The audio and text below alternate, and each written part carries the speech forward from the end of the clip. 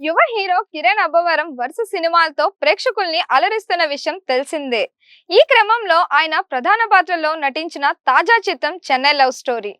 Title తోనే ప్రేక్షకుల్లో ఆసక్తిని పెంచిన ఈ సినిమా జూలై 24న థియేటర్లో గ్రాండ్ గా విడుదలైంది.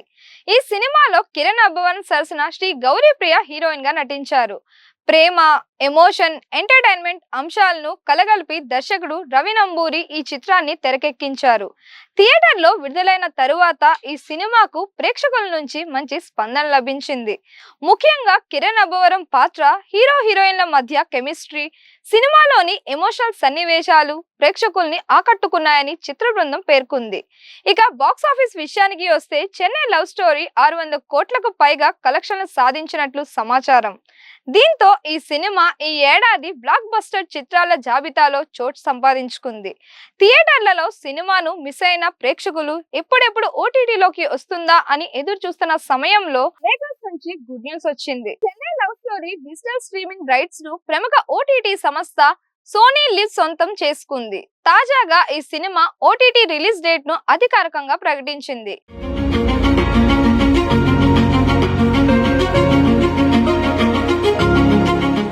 ఆగస్టు 21వ తేదీ నుంచి Chennai love story Sony LIV లో స్ట్రీమింగ్ కానుంది.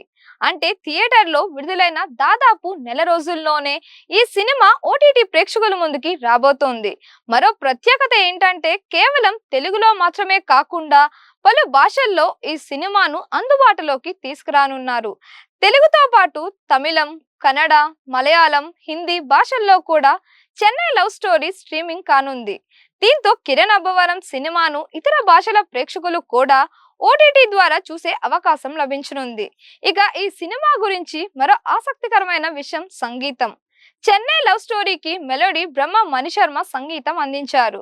మణిశర్మ సంగీతం ఈ సినిమాకు ప్రత్యేక ఆకర్షణగా నిలిచిందని చిత్ర బృందం చెబుతోంది.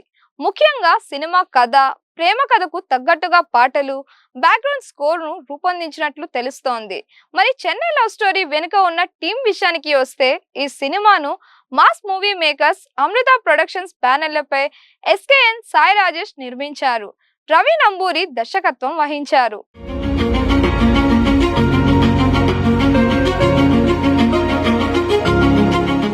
హీరోగా కిరణ్ అబ్బవరం, హీరోయిన్ గా శ్రీ గౌరీప్రియ నటించిన ఈ సినిమా యువతను టార్గెట్ చేస్తూ తెరకెక్కిన ప్రేమ కథ చిత్రంగా ప్రేక్షకుల ముందుకి వచ్చింది.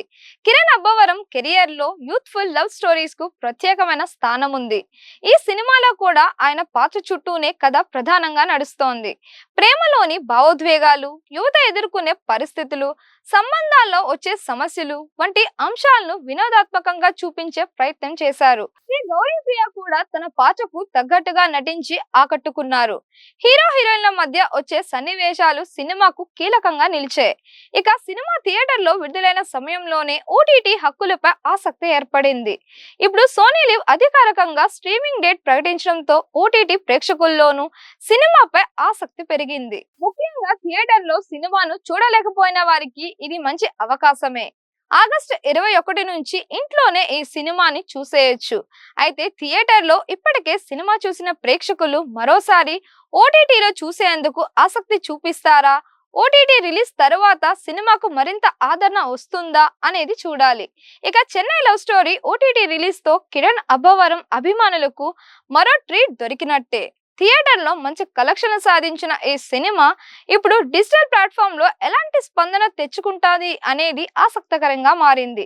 అంతేకాదు ఒకే సినిమాను 5 భాషల్లో అందుబాటులోకి తీసుకురావడం వల్ల తెలుగు రాష్ట్రాలతో పాటు తమిళనాడు, కర్ణాటక, కేరళ, నార్త్ ఇండియా ప్రేక్షకులకు కూడా ఈ సినిమా చేరువయ్యే అవకాశం ఉంది. కిరణ్ అబ్బవరం చెన్నై లవ్ స్టోరీ చూడాలని వెయిట్ చేస్తున్నారా?